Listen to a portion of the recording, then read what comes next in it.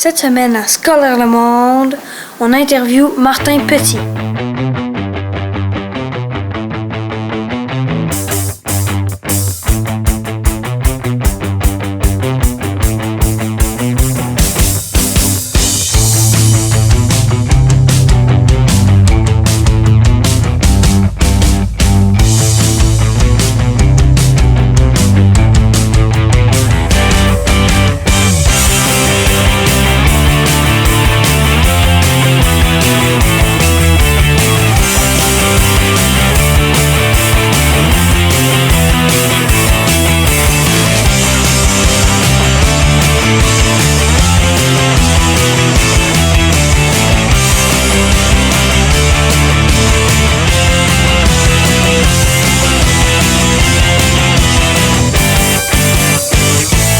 De quoi parle votre spectacle?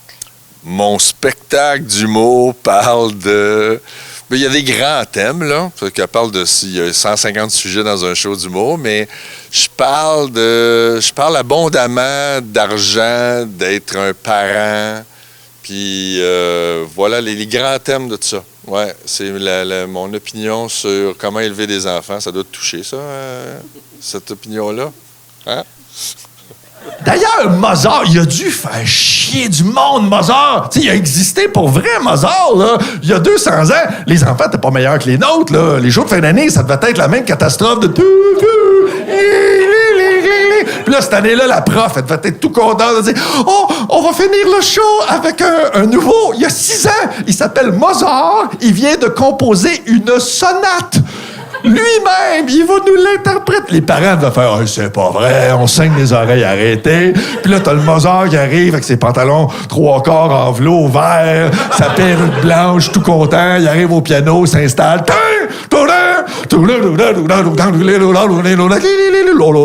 Comment l'humour est-il entré dans votre vie? J'ai vu... Probablement, ça a commencé quand j'ai vu mon premier show d'humour, puis j'ai vraiment eu un déclic, puis j'ai trouvé que... ça, c'est intéressant comme artiste de consacrer de l'énergie à ça. Il y a quelque chose de mystérieux à faire de l'humour. Tu ne sais pas combien de mots ça prend pour les assembler ensemble, puis qu'à un moment donné, ça devienne drôle. Puis il y a quelque chose de magique là-dedans. Mettre des mots ensemble, puis que ça devienne un gag, ça fait 35 ans que je fais ça, puis ça me fascine encore. Non, mais ça, c'est l'autre affaire. Tout le monde peut croire aux extraterrestres, mais faut pas dire qu'on en a vu, parce que là, c'est ciao crédibilité, hein? Parce que je sais pas pourquoi les extraterrestres semblent choisir souvent, faut le dire, des ruraux, hein? Non, mais c'est vrai. Les extraterrestres semblent avoir un penchant pour les fermiers solitaires qui ont une dentition incomplète. Bon. Comment faites-vous pour trouver vos idées de blagues? Comment je fais? C'est une bonne question, parce que je trouve mes idées des fois en auto, des fois je trouve mes idées en me réveillant, mais la majorité du temps, je m'oblige à travailler, m'asseoir, ouvrir mon ordinateur, puis écrire. Puis les premières affaires que j'écris sont peut-être pas bonnes, puis les deuxièmes viennent, puis à un moment donné, c'est un muscle. Fait qu'il faut que faut que tu te crées un gym mental d'auteur, t'écris, puis il faut que tu sois le plus régulier possible. Comme ça, tu es toujours entraîné. Ben, voilà, c'est ça le truc. La même chose quand on va à la pêche. Hein? On va à la pêche, on prend un petit poisson, il est petit, on enlève l'hameçon, on le rejette à l'eau. Hein? Mais qu'est-ce que tu penses qu'il dit, lui, aux autres poissons? La même chose! Lui, il dit « Hey, je viens de me faire kidnapper par un extraterrestre! » Oh non, je te jure! Je me promenais, poisson, relax, et là, il y a un vaisseau qui m'attrape. Et là, c'est plus puissant que moi, OK? Je résiste et ça m'amène dans un vaisseau qui flotte sur l'eau, qui est une technologie que je ne comprends pas, hein? Quelle qualité ça prend pour être un bon humoriste, selon vous? Faut que tu aies de l'autodérision, faut que tu cultives un regard personnel sur la vie, puis il faut que tu écoutes les gens. Fait qu'il faut que tu écoutes leurs commentaires. C'est les gens qui te disent comment ils veulent que leur humoriste les fasse rire en riant. Fait que, tu sais, dans le fond, tu proposes quelque chose, Puis eux autres, la façon qu'ils rient, ça va te dire si tu es dans la bonne direction ou dans la mauvaise direction. C'est exactement comme un bébé. Un bébé, tu le prends, puis s'il n'aime pas être pris comme ça, il va pleurer. Fait qu'il va te dire il n'aime pas ça être pris de même. Fait que tu le prends comme ça, puis là, le bébé te dit comment il aime être... Fait que le public te dit comment il aime être diverti. Puis si tu es à l'écoute de ça, tu devrais devenir excellent. Mais mon point, c'est que il n'y a pas juste à l'école que tu peux apprendre des affaires. Il y a plein d'autres endroits où tu peux apprendre. Parce que s'il y a juste l'école qui a le monopole de l'apprentissage, hey, on est dans la merde. Avec la génération COVID qui s'en vient, là. Écoute, dans 10 ans, là, tu vas faire ta céramique chez vous, là. Puis là, le gars, il a pas fait les coins. Je dis, comment ça, t'as pas fait les coins? Ah, mais là, c'était dans la pandémie, c'était par Zoom. Puis là, le micro-ondes de mon prof, il partait, fait qu'on perdait le signal, fait qu'on n'a pas eu... Parlez-nous de votre expérience dans l'émission Les Pêcheurs. Bien, c'est une belle expérience, Les Pêcheurs, parce que c'est une émission que j'écrivais, dans laquelle je jouais dans toutes les scènes et que j'écrivais toutes les saisons. Donc, c'était très demandant comme auteur, puis c'était très demandant comme acteur. Donc, mais ça a été des beaux souvenirs. Ça a été, je travaillais à 10 minutes de mon vrai chalet. Donc, ça a été un projet absolument merveilleux. Puis, je travaillais avec des amis. Fait que c'était super. Le poisson, c'est pas grave, hein? Surveille l'oreille. T'as compris? J'ai pas envie de finir dans un Tupperware mal lavé avec un restant de macaroni. Je suis pas capable. Mike Ward, je suis pas capable. Juste d'entendre ce nom-là, Mike Ward, là. King, Mike Ward, King!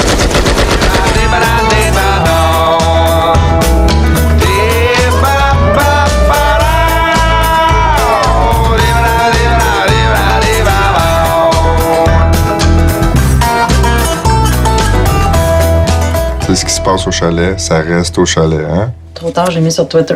Qu'est-ce qui est le plus difficile dans votre métier selon vous? Ce qui est plus difficile dans mon métier, c'est dur quand t'aimes ton métier. T'sais. J'aime ça, mais en vieillissant, je réalise que probablement que j'aimerais que mes spectacles soient plus vers 1h de l'après-midi parce que ce serait une bonne heure pour moi. Fait qu'1 heure de l'après-midi, 2 heures de l'après-midi, ce serait une heure idéale. Malheureusement, les gens, puis là, il faut respecter les gens, ils préfèrent 20 heures le soir. Mais ça gâche mes soirées. C'est ça que ça veut dire. Des fois, je me brosse les dents, des fois, je laisse couler l'eau. T'sais, ma blonde, à chaque fois, oh mon Dieu, l'eau! Quoi? Tu laisses couler de l'eau! Ouais, mais tu sais, juste en remettre les choses en perspective, là. Tu sais, des canalisations tout croche de la ville de Montréal, là. Tu sais combien qui se perd d'eau pure? Hein? 500 millions de litres d'eau pure, potable, qui se perd par jour. Oui. Puis moi, c'est comme si j'étais devant un tas de marde de 7 étages, puis quelqu'un faisait « T'as-tu pété? » Comment vous sentez-vous quand vous êtes sur scène? Très fébrile, très concentré. C'est un bel état. Tu es obligé d'être à l'écoute de tout ce qui se passe autour, très vigilant. Cet homme, je sais pas, c'est un état très... t'es pas en train de penser à d'autres choses. T'es focus, t'es comme un joueur de hockey. Tu sais, t'as un objectif. Tous tes sens sont concentrés sur quelque chose. C'est un très beau sentiment, sauf quand c'est pas drôle. Là, tu veux être ailleurs. Mais quand c'est drôle, tu veux être là. Qu'est-ce que tu donnes à la fête des mères à une femme qui a décidé de ne pas être mère? Des fleurs séchées? Avez-vous un projet ou un rêve que vous aimeriez réaliser en lien avec votre métier? Oui, un jour, j'aimerais ça, peut-être avoir ma propre salle de spectacle. Ça, c'est mon rêve depuis toujours. Fait que j'en ai une avec des amis. Puis un jour, j'aimerais peut-être finir ma carrière puis d'avoir ma salle de spectacle. Puis là, je sais pas ce que je ferais parce que je vais être en fin de carrière. Fait que je vais la transformer en maison. Puis ça va être la fin. Ou la journée sans achat. Cette journée-là, on n'achète rien, personne. Ça existe depuis un bout, ça s'appelle être pauvre.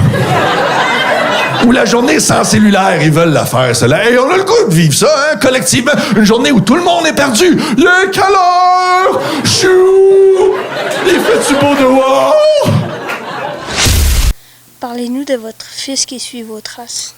Oui, c'est ça. Mon plus jeune, il veut faire le même métier que moi. Ça veut dire qu'il me voit aller puis qu'il trouve que ça a l'air le fun. Fait que ça, c'est déjà une bonne chose. Puis il est très talentueux. Puis il commence, là.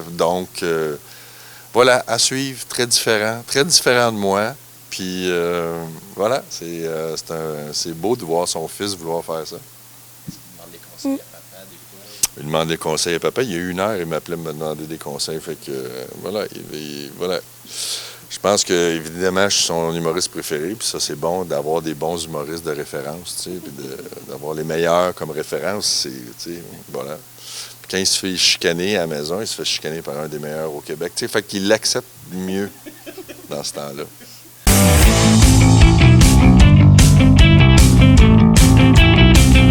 Cette semaine à Scolaire Le Monde, nous vous présentons les projets de nature du 3e cycle. Ce qu'on peut retrouver dans l'océan. En fait, sous l'océan, on peut retrouver des mammifères comme des baleines, des loutres, dauphins, lamantins, lions de mer, etc. On peut trouver des invertébrés comme des seiches, pieuvres, poulpes, étoiles de mer, des méduses et des calmars, et d'autres comme les poissons, tortues, crabes, homards et requins, etc. Le Titanic. Le naufrage, le 15 avril 1912 du Titanic, paquebot britannique prétendument insubmersible, a fait plus de 1500 morts pour 711 rescapés. Le navire ne transportait que 2201 personnes, mais est équipé de 3560 gilets de sauvetage, ce qui laisse supposer que toutes les personnes qui ont succombé en portent un. Le Titanic, la suite. Environ 712 personnes ont survécu au naufrage du Titanic, y compris la célèbre modèle Margaret Molly Brown, la cuisinière Charles Gorin et la dernière survivante connue Milvina Dean. D'autres survivants notables incluent l'homme d'affaires américain John Borlin Tailleur, la dame de compagnie française Rose Amélie Kern, je sais pas trop quoi là, et le jeune Michel Navratil. Nous, la classe de Charlène, notre projet de nature, on l'a fait en groupe. Puis pour savoir ce qui commençait, on voulait donner un petit bonhomme, pas donner, mais passer un petit bonhomme à ceux qui regardent pour qu'ils puissent placer le petit bonhomme à la maquette qu'ils veulent qu'on présente. Mais là, dedans, le carnage, non! Puis il faut pas mettre le bonhomme dans le volcan, sinon il va mourir. Cette présentation est faite par Olivia, Juliette et Aude. Vous êtes aux chutes Pissing-Mort. Ce sont de hautes chutes en cascade situées dans le parc national du Gros-Morne à Terre-Neuve au Canada. La chute d'eau mesure environ 350 mètres de hauteur, ce qui en fait l'un des plus hautes de l'Est d'Amérique du Nord. La chute est formée par le brun Woods Brook qui tombe sur un gros rocher. Cette chute est très à pic et haute. Une fois l'eau tombe, elle se répand proche de la chute. Voilà le fonctionnement, merci Juliette, de cette chute. Sur les catastrophes naturelles. Notre projet représente les catastrophes naturelles. Il y en a beaucoup, dont les éclairs et les tornades. Il y en a d'autres, mais on va juste vous parler de ces deux-là. Donc, les éclairs se produisent dans les nuages nommés cumulonimbus, où des courants d'air puissants brassent les gouttes d'eau, des cristaux de glace et de la poussière. Se frottent, formant des charges électriques, et après, l'électricité est libérée sous forme d'un éclair. Ça devient plus technique, là. Je vais vous parler des types et des niveaux de tornades. Donc, nous avons EF0, qui est un vent léger de 105 à 137 km/h. OK, qui est un vent... C'est léger comparativement à ce que tu vas dire tout à l'heure. C'est ça, très léger. Qui cause des dommages. Parce que sinon, c'est vraiment léger. Après, nous avons EF1, qui est un vent modéré, qui va de 138 à 178 km/h. EF2, qui va de 179 à 118 km/h. EF3, de 119 à 166 km/h. Nous avons aussi EF4 et EF5, qui sont les plus désastreux, qui causent des très grands dommages. Vous êtes maintenant aux chutes du Niagara. Elles se sont formées environ il y a 12 000 ans par le retrait des glaires qui ont éclairé le Grand Lac et creusé la rivière Niagara. Les peuples autochtones le considèrent comme sacré et leur mot provient de leur terme terre des eaux. L'explorateur français Louis Eplin a enregistré en 1966, arrêtez de me souffler les mots, 1678, et le tourisme a explosé après l'arrivée du chemin de fer, 7e siècle. Nous sommes à la rivière Bonaventure au Québec, la deuxième plus belle rivière au Québec. La rivière est reconnue pour être extrêmement claire, la plus claire du monde. Les courants sont très forts. Les saumons sont gigantesques. La rivière est aussi connue pour les saumons plus grands que 1 mètre. Et même que tu peux te laisser porter par le courant. Notre maquette représente un écosystème approprié pour les champignons. Ici, nous retrouvons quelques sortes de champignons, dont les morilles, les chanterelles, les reishi et les cordyceps militaris. Les champignons sont souvent vus comme inutiles, mais ils sont très utiles pour des tisanes et pour de petits plats délicieux. Le reishi est bon pour la mémoire. Les morilles sont bonnes pour la santé et pour la digestion. Les chanterelles sont bénéfiques pour la santé en raison de leur richesse en vitamines et les cordyceps militaris ont plusieurs bienfaits pour la santé, notamment l'amélioration des performances physiques et de l'endurance, le soutien du système immunitaire, la réduction de la fatigue et des effets potentiels sur la santé cardiovasculaire et le cancer. Nous, il fallait qu'on fasse un projet sur le thème de la nature. Alors, dans notre classe, on a voté, puis on a décidé de faire un projet de groupe, une maquette. Alors, on avait des équipes, puis chaque équipe avait une partie de la maquette, puis à la fin, on les assemblait, puis ça faisait une forêt, là.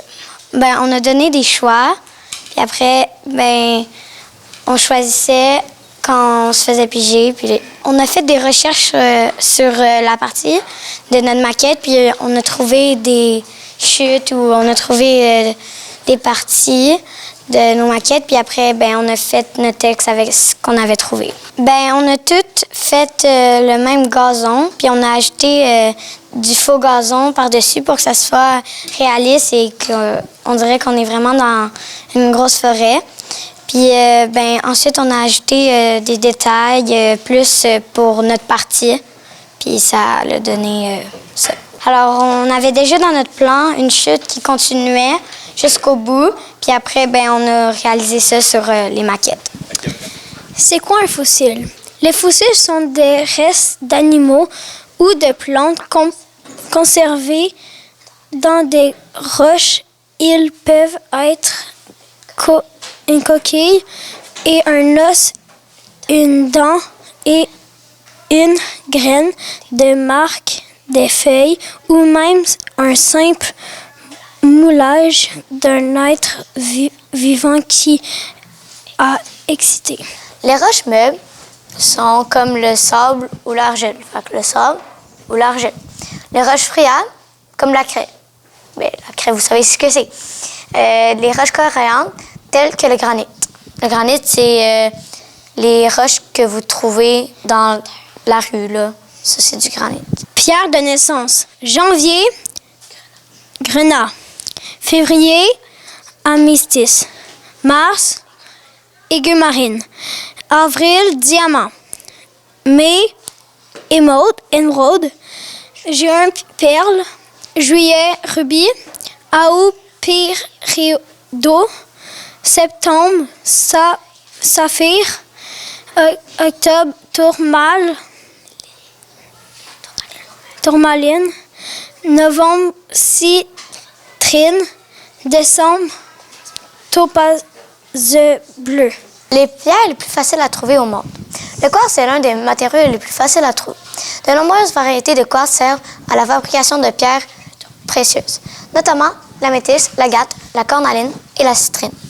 Entre lui et lui, quel est le vrai puis quel est le pas le vrai? Tu peux les prendre. T'es mieux déchiré. Tu peux commencer avec quel que tu veux. Lui, il est pas vrai. Bonne réponse. Pourquoi? Parce qu'il est plus léger. Non. Non, parce que lui, il est chaud puis c'est fait en plastique, puis lui, c'est un vrai parce que c'est froid. Voilà. Fait que quand vous avez des pierres, pour vérifier si c'est froid, si c'est des vrais, ben, vous avez juste à les toucher. Puis quand vous les touchez, ça va devenir vraiment plus froid. Maintenant, ça, il y a juin, c'est des perles, votre pierre de naissance. Mais les perles, souvent, on dit que c'est des blanches. Mais la plupart du temps, c'est des blanches. Mais il y en a des rouges aussi. Il y en a des bleus. Et des noirs.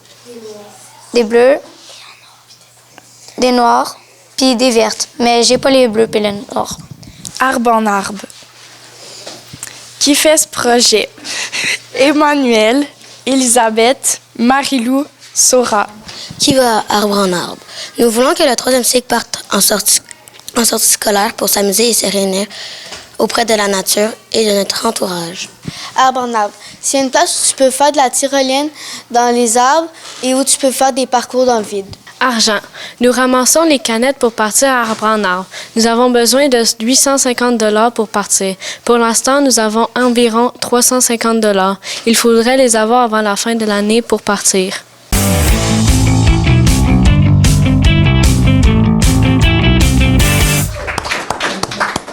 Qui nous a apporté au congrès de la Fédération des télévisions communautaires du Québec, où on a remporté un prix il y a 2 semaines de ça pour le prix de la relève.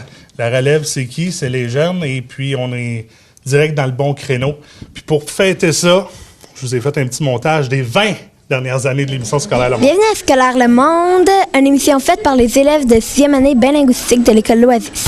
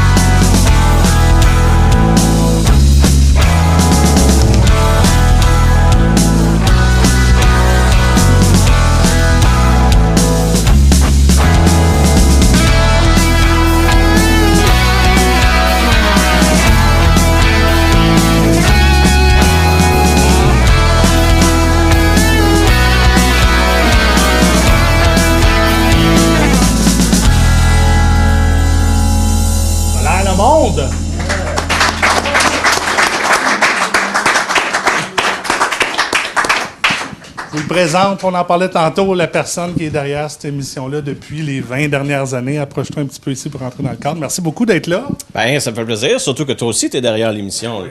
Ben oui, c'est depuis le début aussi. Ça ne veut pas dire qu'on a le même âge, là. Non, mais beaucoup plus vieux. Oui, mais tu as l'âge que tu aurais pu être mon professeur, par exemple. Tu étais en 6e année au moment où toi, tu commençais à enseigner. Effectivement. Faites le décompte. Hey, merci beaucoup. Je te remets cette plaque qui t'est destinée. Ben merci. Merci à toute l'équipe de la TVC de nous permettre de faire l'émission au nom de tous les élèves qui sont là actuellement, les élèves passés. Puis je suis même content de voir que on a une ancienne de Scolaire Le Monde là, qui est sur le conseil d'administration. Alors, j'ai entendu dire que vous cherchez aussi une nouvelle journaliste. Fait que je lance un appel à tous mes élèves, ou peut-être à mes anciens élèves, ça serait le fun, ça, qu'on ait un ancien ou une ancienne de Scolaire Le Monde qui devienne journaliste à la TVC. Ça serait un bel accomplissement. On parlait de la relève. Tantôt, je vous voyais, là, vous regardiez les vidéos avec un sourire. C'est la génération qui est aujourd'hui là, puis c'est celle qui va être là demain.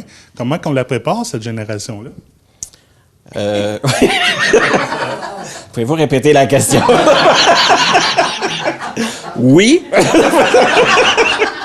Je m'attendais pas à ça. Ben non plus. T'es en reprise, puis je vais te répondre. Ben moi, je trouve ça le fun de voir les enfants allumés aussi encore. Ils peuvent paraître blasés des fois parce qu'ils sont toujours sur... on pense qu'ils sont toujours sur leur téléphone puis tout ça, mais quand on vit dans le quotidien avec eux, ben ils sont encore allumés, ils ont le goût de faire des projets, ils ont le goût de se dépasser, ils sont curieux aussi. Fait que je pense que ça se reflète un peu à l'écran des fois dans les émissions. Fait que je suis bien content de ça. Merci beaucoup de ton implication comme pour reprendre les mots d'Éric tantôt, c'est super facile de travailler avec toi, puis c'est toujours bien agréable. Merci beaucoup pour toutes ces années-là, ces 20 ans d'émission. On en souhaite tout autant. Bien sûr, je suis encore très jeune. On va prendre une petite photo officielle.